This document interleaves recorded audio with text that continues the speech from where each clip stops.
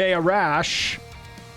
This is really the NFL preseason kind of fires tonight. We're waiting to find out. Colson's looking if Joe is going to be in the lineup for the Indianapolis Colts.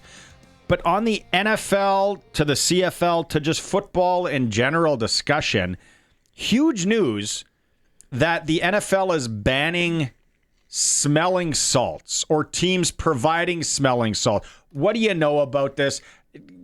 Let our listeners know, make sense of it for us. Yeah, so that's the distinction, Barney, that the NFL is not banning smelling salts. What they're doing is they're saying we're not going to provide them for you anymore, for the players, which is basically avoiding future litigation in case a player is going to come out and say the league knew about A, B, and C, the medical team at the insert name of team here put me in a position that I didn't want to be in, and the smelling salts may have masked some things. The players can still bring their own stuff if they want, etc. I'm bringing my duffel bag, my sneakers, and my tin of smelling salts. No, but it does, and as I read and I was listening to some different American shows today, how it can mask concussions. And that totally makes sense. It's been years since I've smelt the ammonia in a smelling salt. Okay, you don't like that, rebuttal? I think it's all NFL-fed BS to their rights holders. So I reached out today to a few people who have worked in the medical field in pro sports, in a number of sports, including collision sports, including professional football. Because I didn't want to just get one person's opinion on this. I wanted to get a few. Among the things that was shared with me, and this was universal, guys. This is the bullet point that stood out. I'm reading it word for word right now. Okay. Weak argument that they can mask concussion symptoms. Like, all it takes is one person to suggest that maybe could, et cetera, et cetera. Look, to me, what a lot of this is one, trying to get ahead of potential litigation. The other is, and I know people may roll their eyes, but when you talk about the NFL, everything that they do with players is collectively bargained. We're 4 years away from the CBA coming up. We've already had the NFL have a complete, I don't even know what the campaign was to get the NFLPA executive director out, the smear campaign to get the executive director out and the president out. This is the league office attacking the players. They started with the union. Now kind of piece by piece, they're starting to take away some things to get players' attention and to try and get the upper hand in the public opinion domain. Smelling salts is going to get the upper hand in the public dominion? What it's doing here, Sharky, is they're starting to mess with the players. And the players are coming out saying the league's taking this away from us. The league's saying, no. The players are trying to mask concussion symptoms by doing these things. We, the league, we're the ones who put this blue tent on the sideline because that really does a lot. It's one of those things where just kind of piece by piece, they're starting to kind of poke and prod. And this is just one of this one we just found out about because George Kittle brought it up on an interview. If not, we wouldn't have even known about it. So there's a lot of stuff that we don't hear about that is kind of taken away that will then lead to collective bargaining. What do you think, what other items or what other scenarios would they be taking away to enhance the bargaining experience for them as the owners? You know what's amazing about athletes, and especially like wealthy athletes, the little stuff goes a long way. Like, the first thing you don't mess with is a player's per diem, right? Like the $200 a day that they get. Yeah. So here you have, a guy making 5, 6, 7, 10, 15, 20 million bucks, but you show up on a road trip and this envelope better be filled with cash. No lunch money, no playing. Yeah. Right. Don't mess with their per diems, for instance. On road trips, how many guys to a room? Like, these are the things that actually get determined. Do you get your own room after X number of years? Do you get a suite? Like, these are the things that are included in these conversations, which the owners love, because players get so caught up in how fancy is my hotel room. They're missing they're not seeing the forest beyond the trees. They've never stayed at the Imperial 400 in PA. The Tropical Inn in North Battleford on the floor. Okay, Not yet. Is this the NFL just kind of like the parents in the room saying, "Hey, we still have upper hand here a bit." 100%. And wasn't there something else? Now that you bring this up, I heard this week that the NFL is putting a cap or trying to look into players and their Super Bowl tickets that they get allotted, because all they do is sell them. I've went down the rabbit hole. Trust me, being to 2 Super Bowls, you find out a lot about how Super Bowl tickets and how brokers get tickets. And a lot of times it's from the players, and they make bank on it. I remember talking to a former NFL player who was on the roster for a Super Bowl. And so the way it worked, this is going back a little while ago. At that time, We need names. We need names. There's no chance you're getting names. In those days, you get 4 freebies, but then you could buy up to 20 or 24 tickets. So the way he explained it was, you win the NFC Championship game on a Sunday.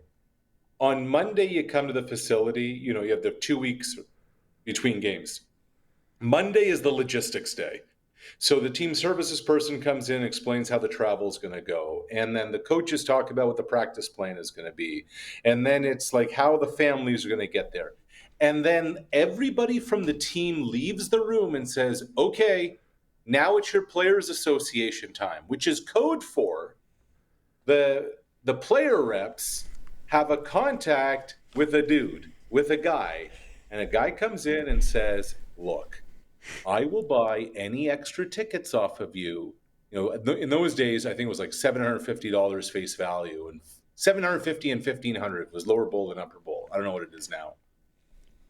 And when they got to the site, if you bought your 20 extra tickets at face value, literally a duffel bag of cash would be handed to you in exchange for the 20 hard tickets. And the guy I was talking to said he took the duffel bag, ran to his room, closed it, did the extra, latch lock on it, opened the duffel bag, threw it on the bed, threw the cash on the bed, and just started like laying all over the cash. Like, that's how blatant that everybody knew it all was. When you're here in a few weeks, remind me to tell you that the Scottsdale mansion story on this broker that bought one of my tickets, but I bought the it's crazy how much money and the bodyguards that I walked into in the Scottsdale mansion. I was just like, is this where it ends for me?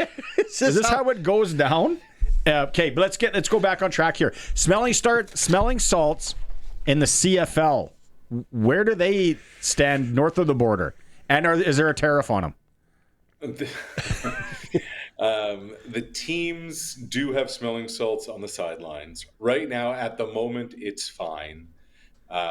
Some are now wondering, okay, well, after all this nonsense, is the CFL going to step in and do something? Blah, blah, blah. As somebody told me, I've never heard of any restrictions, and the team did provide. As a medical person told me, they're available if people want them. So that's kind of where things stand on that. They're not a great solution if somebody's knocked out. That's not what you want to do, is have them jerk their head if they're knocked out, right? Right. Slam their head back. Unless you need them back in the game. It's not just that. Like, talk about feeling like a fossil. Remember 5 whole years ago when the NHL bubble was going on? Mm-hmm. And there was nobody in the rinks. I remember during the Stanley Cup final, like they're trying to pump crowd noise in, whatever. And they do the national anthem, and then they kind of pan the bench. And 2 guys have the smelling salts going because there's nobody in there. You've been stuck in a hotel. You haven't had sunshine or fresh air in how long? They're just trying to get themselves going. Yeah. So it's not like this whole concussion thing is just... It's just trying to own a narrative that's just like a small piece to this whole thing. Yeah. Okay, let's move on from that. Let's go to the Blue Jays quickly. And I would love to see the Colorado Rockies play against the Regina Red Sox or the Regina Trappers in an exhibition game because they stink. Yep, and how they about do. that? How about that spread? 20-1. What gives? So I was thinking about this. Like, if you picked a team to win 20-1 as your exact score, that probably paid 20,000 to 1. Honestly. Oh, mama. And for those watching the stream, most hits in a game, in a 3-game series in 125 years. So the Jays had 63 hits in 3 games against Colorado.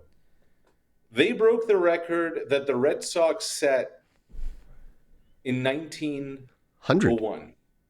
Holy smokes. So, and guys, I don't know how to quite, the Colorado Rockies are 54 games below 500. Like, what are we doing here? What's the point? What is happening here? But they're averaging like 28,000 fans a game, and like, forget uncompetitive. It's just nonsense, and there's no consequence to the owner for not spending, and so here they are. Like, yes, the Blue Jays are impressive. It's still major league players, et cetera, et cetera. But to me, the bigger point here is that how, like, you talk about integrity of the game when it comes to gambling and all this other stuff. Where's the integrity of the game when it comes to having any kind of competitive roster where you're breaking records that are 125 years old for most offense and you're winning games 20-1? It's not, I don't want to put this the wrong way, but it was gross to watch. Yeah, it was. It was just like, even if you're a fan, it was gross to watch. It got to the point where it felt like a combination of a slow pitch home run derby and batting practice in the middle of a game. Yeah. It really did, didn't it? Was slow pitch guy out there with all of his wristbands and wrist guards and his for a while and I thought you were pitching, and Marty. his sleeveless T-shirt. Yeah. Hitting dingers with his SPN Nationals bag. What? The Los Angeles series though. I'm kind of now sprinkling. I won my first Blue Jay bet possibly of my life the other night when they were down to Colorado. I think it was 2-0, game 2 of the series, and I'm like, took them -1.5 being down 2-0. They spanked them. And they won by what, 14 runs or something? Yeah. It was I'm like like 15-1 or something, 15-2. But the Los Angeles series will be really interesting. Okay, let's close on this tennis and Mboko mania.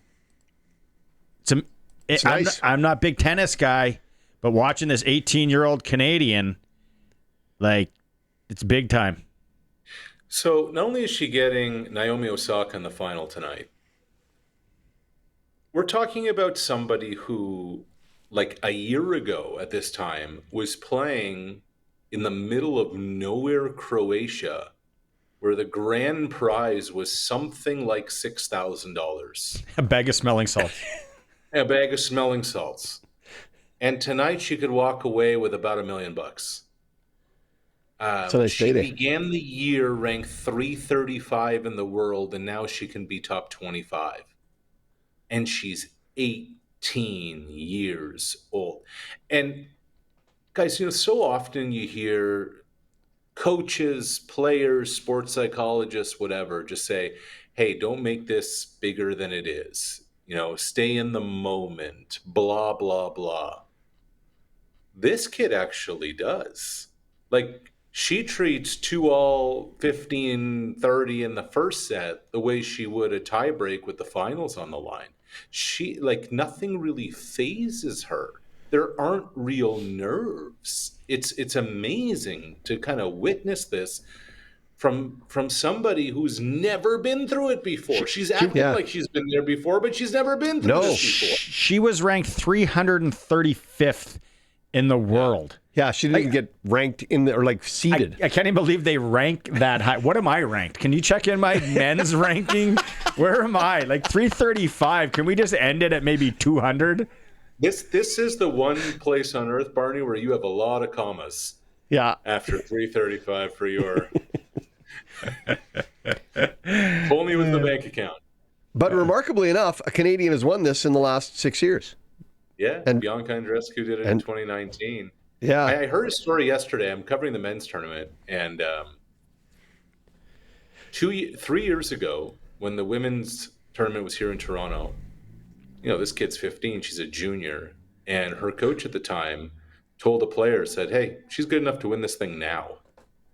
And now here we are 3 years later, and she could do it tonight. 15. Imagine. And I remember Jennifer Capriati when I was young. How young was she when she went on a run? It was just like my son can't figure out. He's 14 and he leaves the same pair of socks on the step and walks by him 4 times before we finally, hey, dude, take those to your room. And then these people are winning events. Seriously. Okay. I think they're different parents. There's just some different parenting It's a skills. parenting thing. More of a chainsaw guy myself. Yeah. Okay. Well done, Sharky. Thank you. Thank you. Have a good weekend, my man. We're 1 week closer to you coming to town at the Royal Regina Golf Course. I think there's only one table left. If people want to check with Arash and Bruce Boudreau coming to town on August 28th for a ton of fun. Champagne reception. Yeah. Prime rib. It's going to be good. It's going to be good. I'm looking forward to it. Yeah. I'd say get your popcorn ready, but I guess get your champagne flutes ready. Yes. Yes. I'll be asking for a side of orange juice for a little afternoon mimosa action over here. All right, Arash. See you, bud. Talk to you next week. Take care. Yeah, boys.